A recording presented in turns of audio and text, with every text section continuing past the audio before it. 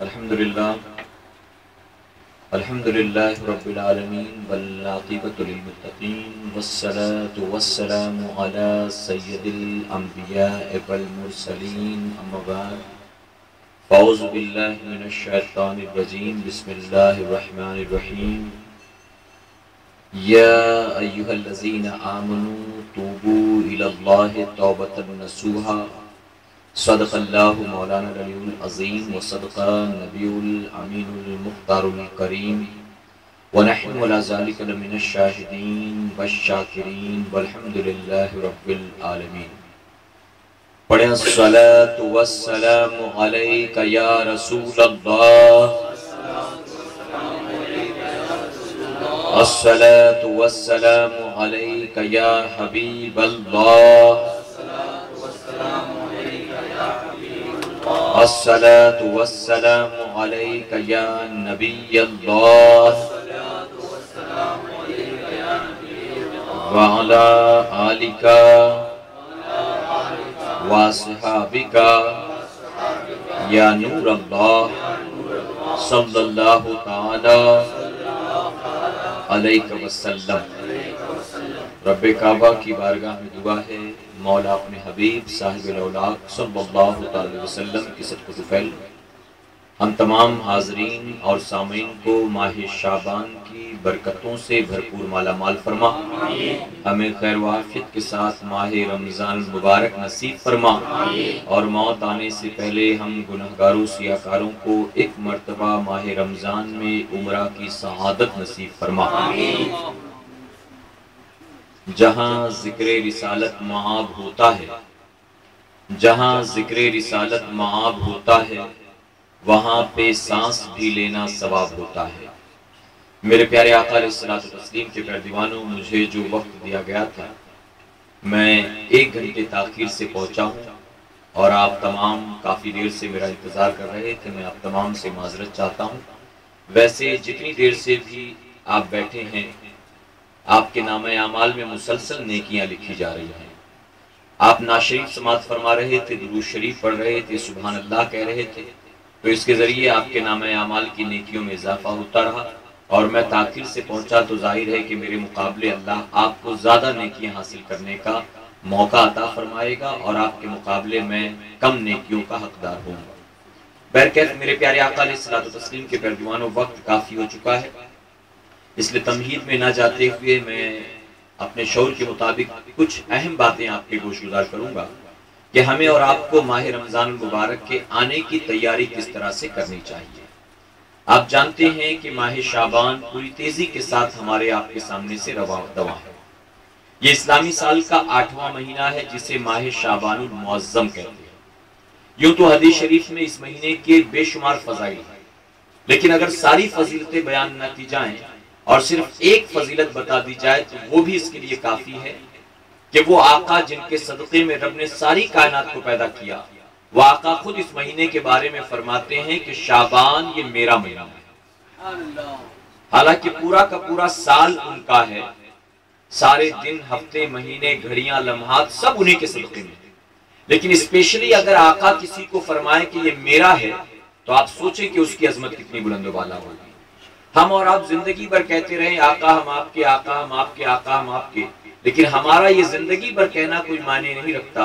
और अगर आका किसी को एक मर्तबा फरमा दें कि ये मेरा गुलाम है, ये मेरा गुलाम, तो सोचें कि जिसे आका कहते हैं कि मेरा है उसकी अजमत कितनी बुलंद वाला होगी।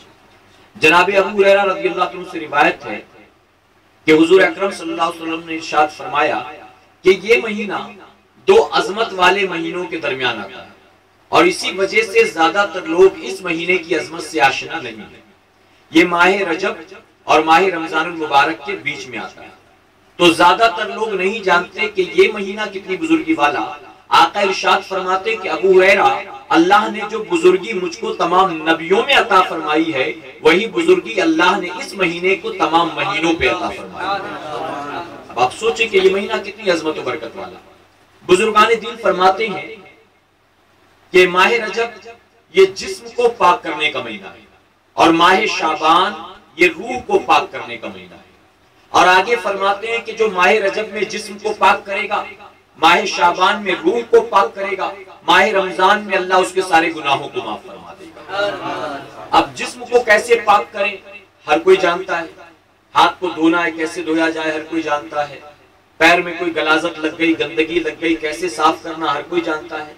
तो जिस्म जाहिर है, इसको कैसे पाक किया जाए हर कोई जानता है कि जिस्म को पाक करने के लिए अल्लाह ने दो चीजें रखी हैं, एक गुस्ल है, दूसरा वजू है। वजू के जरिए पाक करो, गुस्ल के जरिए पाक करो। और पाक करने के लिए भी अल्लाह ने दो चीजें पैदा फरमाई। पाक करने का जरिया भी दो है, तरीका भी दो है। दो चीजें क्या है? एक तो पानी है, और अगर पानी न मिले तो पाक मिट्टी। पाक मिट्टी कि कहीं ऐसी जगह पहुंच जाए जहां पानी मौजूद ना हो और नमाज का वक्त हो जाए तो कहा गया पाक मिट्टी के जरिए तयम्मुम कर लो, वजू की नियत से आप नमाज पढ़ लो, अब बिना पानी के भी आपकी नमाज हो जाएगी। इसी तरह गुस्ल की हाजत हो और पानी ना मिले, या पानी है लेकिन कोई ऐसी बीमारी है कि डॉक्टर ने कह दिया अगर नहाएगा तो बीमारी बढ़ जाएगी, या नहाएगा तो मारा जाएगा, या नहाएगा तो जख्म जो है सूखेगा नहीं, इस तरह का कोई मसला हो, तो ऐसे में भी वो पाक मिट्टी के जरिए तयम्मुम कर ले, गुस्ल की हाजत पूरी हो जाएगी। तो दो चीजें पाकी के हवाले से बात समझ में आ गई कि माह रजब में हमें ये करना है। लेकिन अगर रूह को पाक करना हो तो कैसे करें? जिस्म को पाक करना आसान के वो नजर आता है, रूह नजर नहीं आती, रूह अंदर है दिखाई नहीं देती, उसको कैसे पाक किया जाए? उसके लिए कौन सा फॉर्मूला, कौन सी टेक्नोलॉजी, कौन सा लिक्विड, कौन सा पानी, कैसे पाक करें? तो सूफिया ने फरमाया कि जिस्म को पाक करने के लिए पानी की जरूरत है और रूह को पाक करने के लिए तौबा और इस्तगफार के आंसुओं की जरूरत हुआ करती। यानी बंदा अल्लाह की बारगाह में तौबा करे, गिरियोजारी करे, इस्तगफार करे, नादिम हो जाए, अल्लाह की बारगाह में गिड़गिड़ाए, रोए, अपनी आंखों से आंसू के कतरे बहाए। फरमाते हैं कि अगर आंखों से आंसू का कतरा बह गया, बिलक बिलक कर रोना जरूरी नहीं है, चीख चीख कर रोना जरूरी नहीं है, सिसकियां ले लेकर रोना जरूरी नहीं है, अगर आंख से एक कतरा भी आंसू का बहा तो यकीनन ये आंसू का बहने वाला एक कतरा दिल पर लगे हुए गुनाहों के सैकड़ों दाग धब्बों को दूर फरमा देगा। सैकड़ों दाग धब्बे दामन पर लगे हो, दिल पर लगे हो, एक कतरा बहा दो, बस एक कतरा। मेरे प्यारे आका के पैजवानों, अल्हम्दुलिल्लाह अल्लाह का बहुत एहसान है कि हम अल्लाह के सबसे पसंदीदा दीन के मानने वाले हैं, अल्लाह के पसंदीदा दीन के मानने वाले। अल्लाह का एहसान कि उसने हमें और आपको मुसलमान बनाकर पैदा फरमाया है। और मेरे प्यारे आका के पैजवानों, अल्लाह ने यूं तो बेशुमार नेमतें हमें दी, काउंटलेस, अनगिनत, हाथ, पैर, आंखें, आंखों पे देखने की रोशनी, नूर, पैर में चलने की ताकत, जबान अल्लाह ने दी है। जबान दुनिया में बहुत से लोगों के मुंह में है, लेकिन हर किसी को बोलने की सलाहियत अल्लाह ने नहीं दी है। जबान मिल गई, बोलने की ताकत नहीं। मौला का करम के जबान ही नहीं दिया, बोलने की सलाहियत भी अता फरमाई। कान दिए दुनिया वालों को, लेकिन सबको सुनने की ताकत नहीं मिलती। कितने कान वाले दुनिया में बहरे नजर आते हैं कि उनका कान जिस मकसद के तहत पैदा किया गया वो काम नहीं कर सकता, लेकिन मौला का करम है कि उसने कान दिया तो सुनने की ताकत भी अता फरमाई। तो ये अल्लाह की नेमत, जमीन नेमत है, आसमान नेमत है। बिना हमारी किसी कोशिश, बिना किसी मेहनत के सीने में अपने आप धड़कने वाला दिल अल्लाह की नेमत है। हमारी बिना किसी कोशिश और मेहनत के अपने आप रगों में दौड़ने वाला खून अल्लाह की नेमत है। Red blood cells, white blood cells Allah की नेमत है। मेरे प्यारे आका के पैजवानों, अल्लाह ने बेशुमार नेमतें अता की। अल्लाह की एक एक नेमत का शुक्र अदा करना तो दूर की बात, अगर हम गिनना शुरू कर दें तो ऐसी एक नहीं सैकड़ों जिंदगियां मिल जाए तो भी हम अल्लाह की नेमतों को काउंट भी नहीं कर सकते। शुक्र अदा करना तो दूर की बात, हम गिन भी नहीं सकते कि अल्लाह ने हमको कितनी नेमत दी। जानते हो, फरमाया गया जब छींक आए तो छींक आने पर अल्हम्दुलिल्लाह कहना चाहिए। रीजन क्या है? अल्हम्दुलिल्लाह रब्बिल आलमीन। क्यों फरमाया गया कि छींक आती क्यों है? ये जो सांस अपने आप चल रही होती है, ये सांस जब रुक जाती है, ब्लॉक हो जाती है, अगर छींक ना आए तो सांस यूं ही रुकी रहेगी और आदमी मौत के घाट उतर जाएगा।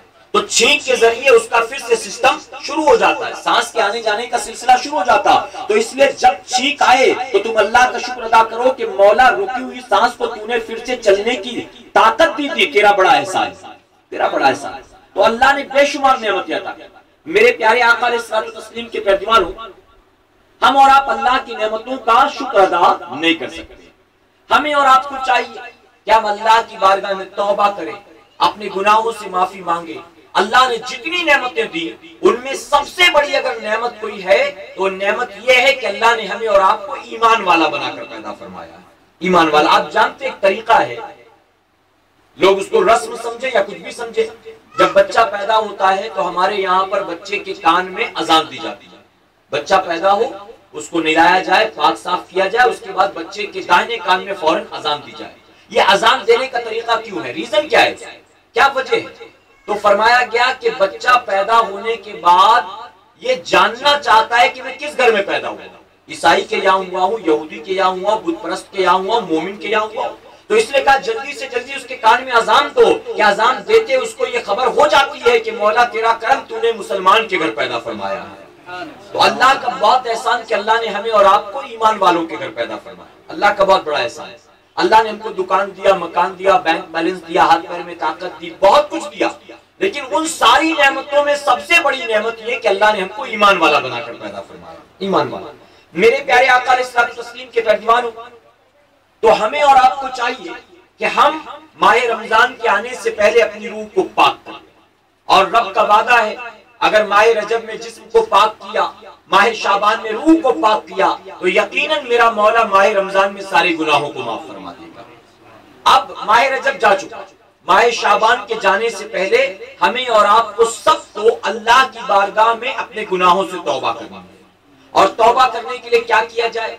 देखिए, ईसाइयों के यहाँ ये तरीका है कि अगर कोई ईसाई रात के अंधेरे में कोई गुनाह करे, कोई उससे जुर्म हो गया, तो वो सेकंड डे, दूसरी सुबह जाकर फादर के पास जाकर, चर्च के प्रीस्ट के पास जाकर उसके सामने कन्फेस करता है कि मैंने कल रात के अंधेरे में ऐसा ऐसा गुनाह किया।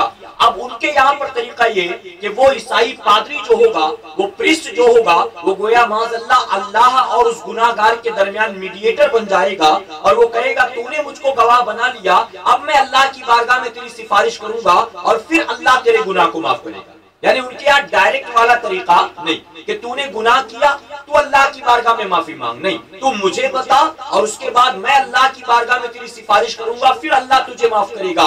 लेकिन हमारे यहाँ अल्हम्दुलिल्लाह कितना प्यारा दीन है। फरमाया गया कि अगर तुमसे कोई गुनाह हो जाए तो तुम अपने ऐबों का किसी को गवाह न बनाया करो, बल्कि तुम अल्लाह की बारगाह में डायरेक्ट तौबा कर लो। तुम रात के अंधेरे में तौबा करोगे, दिन के उजाले में तौबा करोगे, तो मेरा मौला यकीनन तुम्हारी तौबा को कबूल फरमाएगा। और मेरे प्यारे आका के पैदवारों, अल्लाह न करे 100,000 बार न करे, किसी ने जुआ खेला, किसी ने शराब पी, कोई और बुराई के अड्डे पर चला गया, कोई सूद का कारोबार करता है, कोई माज़अल्लाह और गलत हराम नाजायज काम करता है, तो इन गुनाहों का किसी को गवाह बनाना तो दूर की बात, अगर आपकी एक वक्त की नमाज कज़ा हो जाए तो फरमाया गया कि उस कज़ा नमाज का भी किसी को गवाह नहीं बनाना चाहिए। किसी को ये ना कहो कि मेरी फजर की नमाज आज रह गई, यार मैं रात को बहुत देर से सोया था, सुबह आंख खुली तो फजर का वक्त चला गया था। आप जानते हो, अल्लाह जानता, क्या जरूरत खुद किसी को अपने ऐप का गवाह बनाने की। नमाज छोड़ना यकीनन हराम है, गुनाह कबीरा है, हो गया, जानबूझकर नहीं किया आपने। इंसान हो, आंख लग गई, शैतान की गफलत में आ गए, सो गए, नमाज कज़ा हो गई। अब जरूरत नहीं कि किसी को उठकर बताओ कि मेरी फला नमाज रह गई। फरमाया गया एक सहाबी रसूल अराबी आका की बारगाह में हाजिर हुए और हाजिर होने के बाद उन्होंने अर्ज किया, या रसूलुल्लाह सल्लल्लाहु अलैहि वसल्लम, मैं आपके पास आ रहा था, रास्ते में एक औरत मिल गई, मैंने उसके साथ साउंड नहीं आ रहा। हाँ, वो थोड़ा आपका माइक दुरूद शरीफ पढ़ने की मर्तबा सल्लल्लाहु अलैहि वसल्लम सलातो व सलाम अलैका या रसूलुल्लाह सल्लल्लाहु अलैहि वसल्लम। तो अर्ज करते कि या रसूलुल्लाह सल्लल्लाहु अलैहि वसल्लम, मैं आ रहा था, एक औरत से मुलाकात हो गई, मैंने उसके साथ बोसा व किनार किया, यानी मैंने उसे छू लिया, मैंने उसे चूम लिया। आका, अब मैं चाहता हूं कि आप मुझे पाक फरमा दें, यानी जो शरीयत ने इसकी सजा मुकर्रर की है आप मुझे दे दें। हुजूर अकरम सल्लल्लाहु अलैहि वसल्लम ने कुछ जवाब नहीं दिया, आका खामोश।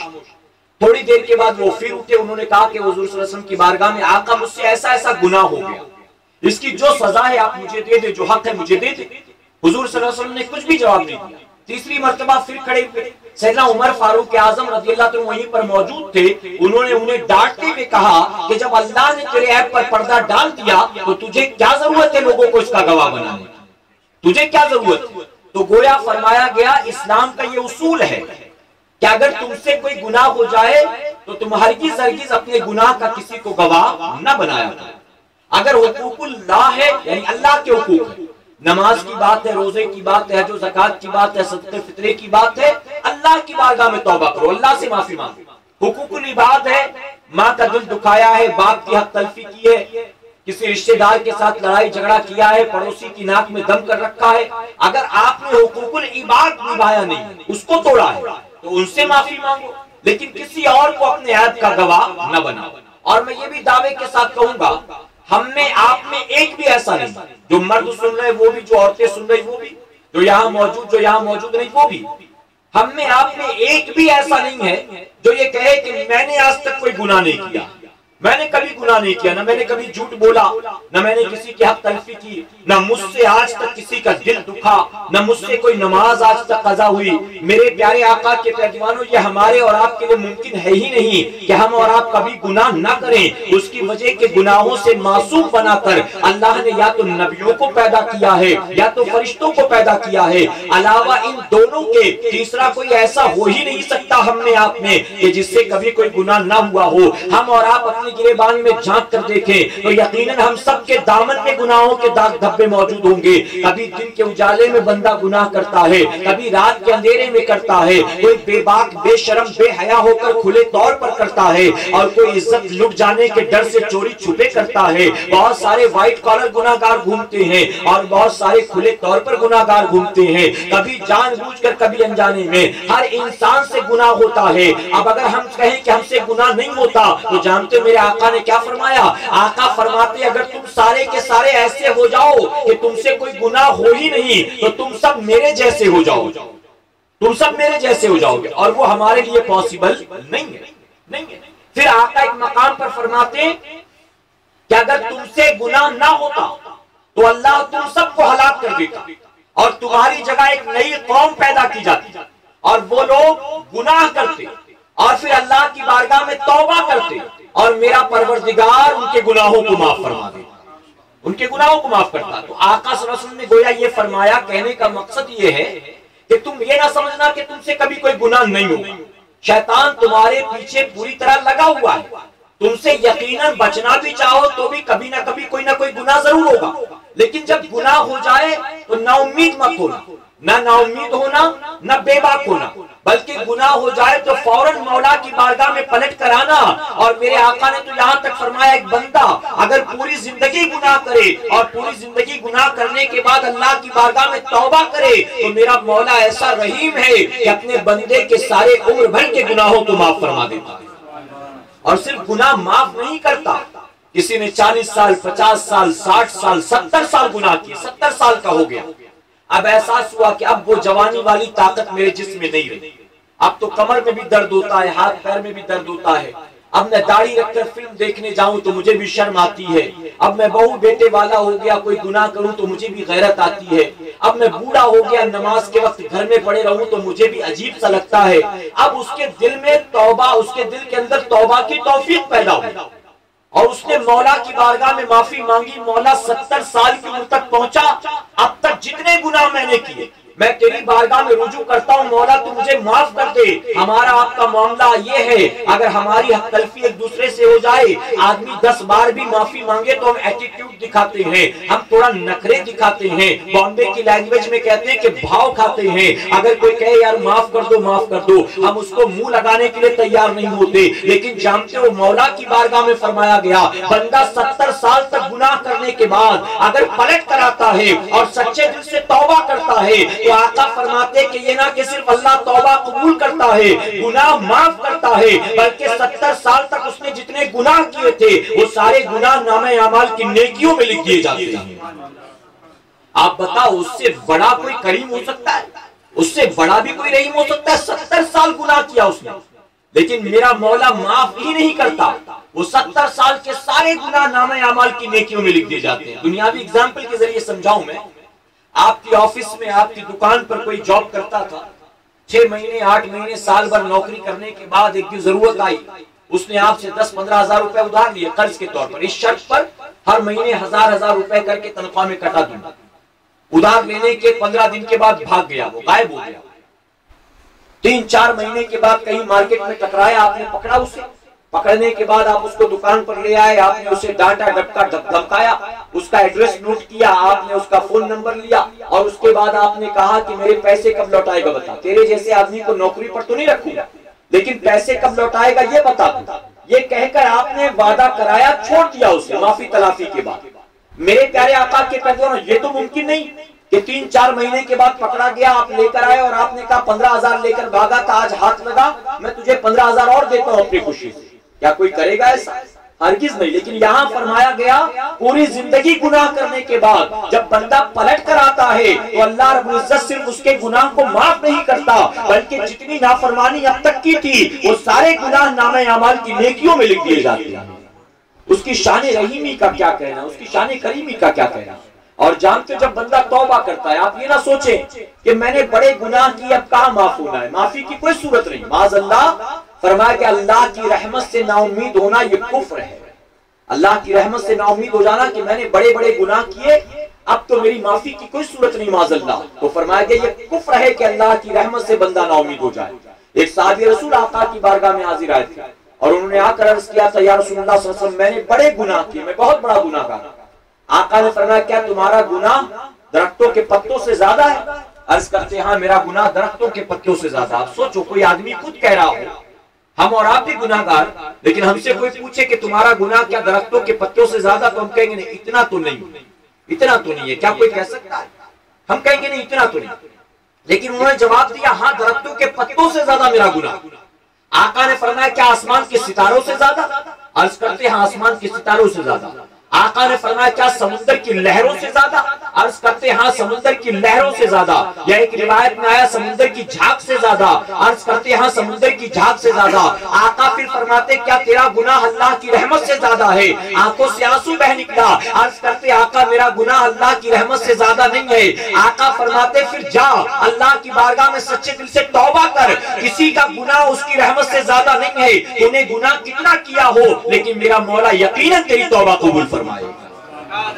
और जब बंदा तौबा करता है तो जानते हो अल्लाह कितना खुश होता है। बुखारी शरीफ की हदीस मुबारक है, हुजूर अकरम सल्लल्लाहु अलैहि वसल्लम ने एक एग्जांपल के जरिए बयान किया, मिसाल दिया आका ने। बस ये आखिरी बात अर्ज करके अपनी गुफ्तगू मुकम्मल करूंगा इंशाअल्लाह। आका ने एक मिसाल दिया, फरमाते एक शख्स सफर कर रहा था, जंगल से गुजर हुआ, थोड़ी देर आराम करने की नियत से लेटा, ऊँटनी थी, ऊँटनी पर माले तिजारत था, खाने पीने का सामान था, उसने उसे बांध दिया और बांधने के बाद सो गया। कुछ देर के बाद आंख खुली तो देखता है ऊँटनी गायब। यहाँ वहां दौड़ा भागा, हाथ पैर मारा, पछताया, लेकिन ऊँटनी कहीं नजर नहीं आई, ना कोई खाने पीने का सामान।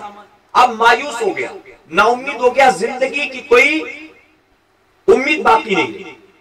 अब वो समझ गया कि ना खाने पीने का सामान, ना सवारी का इंतजाम, अब तो मैं इसी जंगल में भटक भटक कर मर जाऊं। हुजूर अकरम सल्लल्लाहु अलैहि वसल्लम फरमाते हैं कि अब मौत के इंतजार में बैठ गया, एक पत्थर को टेक लगाकर मौत का इंतजार करने लगा, मायूस नाउम्मीद। आका फरमाते थोड़ी देर में फिर आंख लग गई उसकी, मुसाफिर था, थका मांदा, फिर आंख लग गई। आंख लगने की कुछ देर के बाद उठा तो उठकर देखकर हैरान रह गया कि उसकी गुमशुदा ऊँटनी फिर वहीं पर खड़ी है जहां पहले बांधा था। अब आप सोचे, जिसको जिंदगी की उम्मीद ही बाकी न रही, वो कितना खुश होगा कि फिर से ऊँटनी आ गई, मैं बच गया, खाने पीने का सामान, माले तिजारत, सवारी सब आ गई। आका फरमाते इतना खुश हुआ कि अल्लाह का शुक्र अदा किया, और अल्लाह का शुक्र अदा करते करते उसकी जुबान से ये निकला, माज़अल्लाह, कि मौला तूने मुझे मरने से बचा लिया, तू मेरा बंदा है और मैं तेरा परवरदिगार। माज़अल्लाह, ये कुफरिया जुमले निकल गए उसकी जुबान से कि मौला तूने अच्छा हुआ मुझे मरने से बचा लिया, तेरा बड़ा करम, तू मेरा बंदा है और मैं तेरा परवरदिगार हूं। माज़अल्लाह। आका फरमाते हैं कि अपनी गुमशुदा ऊँटनी मिलने के बाद मालिक खुश हुआ और खुशी में उसकी जुबान से जुमले निकल गए। तो जितना वो भटका हुआ मुसाफिर खुश होता है, जब कोई बंदा पलट कर आता है, मौला की बारगाह में तौबा करता है, तो मेरा परवरदिगार भी अपने बंदे पर ऐसे ही खुश हुआ करता है, ऐसे खुश हुआ करता है कि ऊँटनी खो गई थी, मिल गई, मेरा बंदा चला गया था, फिर पलट आया है, तौबा करने के लिए आया है, माफी मांगने के लिए। और जानते एक और हदीस मुबारक, आका फरमाते आप थके तो नहीं ना? मेरी बात समझ आ रही है? अब ये भी एक पार्ट है रमजान शरीफ की तैयारी कि रमजान शरीफ से पहले हमें अल्लाह की बारगाह में तौबा करना है, अपने गुनाहों को अल्लाह की बारगाह में रख कर पेश करके माफिया मांगनी है इंशाअल्लाह। आका फरमाते एक बंदा नाफरमानी करने के बाद आता है, अल्लाह की बारगाह में तौबा करता है, मौला मुझे माफ कर दे। रब तबारक तआला फरिश्तों को जमा फरमाता है और फरमाता है फरिश्तों बताओ इसका क्या करूं, मैंने फला काम से मना किया था, इसने किया और करने के बाद अब चाहता है मैं इसको माफ कर दूं, बताओ मैं क्या करूं। फरिश्ते अर्ज करते मौला बड़ी उम्मीद लेकर आया है, ये जानता है तेरे सिवा कोई और माफ नहीं कर सकता, मौला तू रहीम है, करीम है, सत्तार है, गफ्फार है, मौला तू माफ कर दे। रब तबारक तआला फरमाता इसने यकीनन मेरी नाफरमानी की, लेकिन फरिश्तों अब ये पलट कर आ गया, तुम गवाह हो जाओ, इसने जितने गुनाह किए थे मैं इसके सारे गुनाहों को माफ करवाता हूं। आका फरमाते अल्लाह ने माफ कर दिया, वो चला गया। कुछ दिन तक बचता रहा, 1 महीना 2 महीना 3 महीना बचता रहा, फिर शैतानी वसवसे में मुब्तला होकर फिर से वही गुनाह किया, सेम चीज उसने रिपीट की। गुनाह करने के बाद 2-3 दिन 4 दिन के बाद फिर एहसास हुआ गलती का, फिर आया अल्लाह की बारगाह में पलटकर माफी मांगने लगा।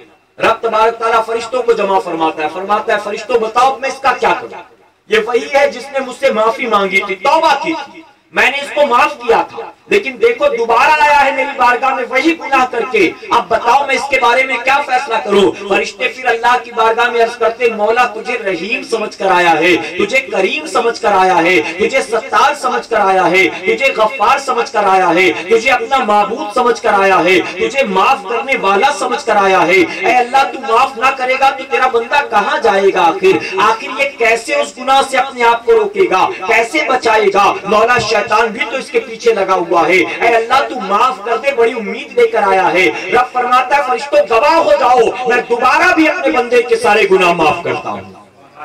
आका फरमाते 1-2 बार नहीं, वही बंदा अगर 100 बार गुनाह करके आता है और माफी मांगता है तो मेरा मौला ऐसा रहीम है कि 100 बार उसके गुनाहों को माफ फरमाता है।